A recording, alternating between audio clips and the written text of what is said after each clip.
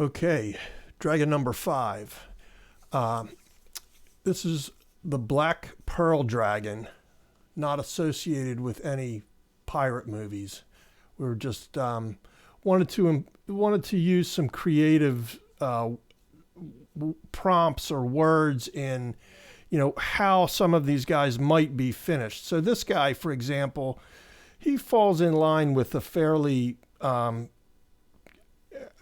quintessential dragon design, the longer snout, a little bit of a forehead and the horns coming off that. So the challenge in some of these might be how we color them based on some of the names and things like that. So that's kind of where this name came from. It wasn't because he reminded his head looked like a big pearl or anything like that.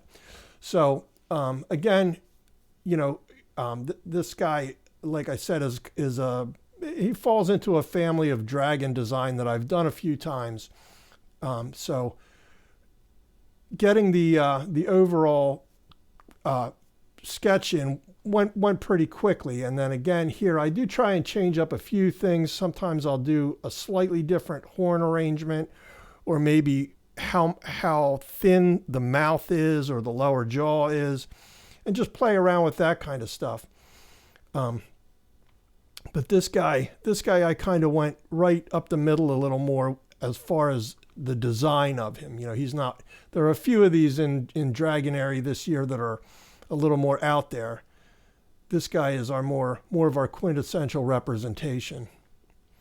But again, as I'm laying all this in now, I'm on to my HB, and I keep referring to that because that's really the stage where I've committed to the shape of it at that point, and I'm using the HB for the most part to go in and define and work out the majority of what I'm doing. The 2B at the end is really just to give it a little more of an oomph and a few accent points at a point when I know what the drawing looks like then. It's been pretty worked out, and I'm really just trying to give it a few accents,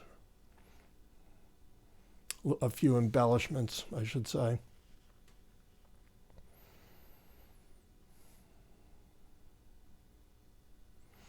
And again, you can see how I sort of lay out a grid, but then as I go in and start working on each one, I'm not really trying to draw each one exactly identically.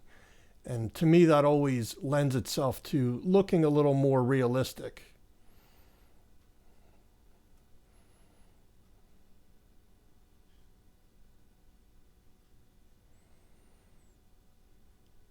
The black pearl might refer to the horns in this one, for example. Maybe they have black horns. He's a white dragon or something. I don't know. We'll see what that turns into down the road. But that's sort of the fun of building these little guys. We can do anything we want with them. It does look like he has a stubby little nose. He looks like he has an attitude problem. I think I like that about him. So again, we're just kind of going over the form now that, it's really kind of in there, for me visually more than it has been up until this point. So I'm really just trying to go in and give everything a finished enough look that people kind of see what I'm seeing in the sketch. I can kind of see into the gestural drawing early on, and now I think the challenge is to get it to a point where other people can share your vision with you at this, now. So that's really what the 2B layer and even the end of the HB lay in. It's just cleaning all this up, cleaning up the vision of it. And there we go, the Black Pearl Dragon.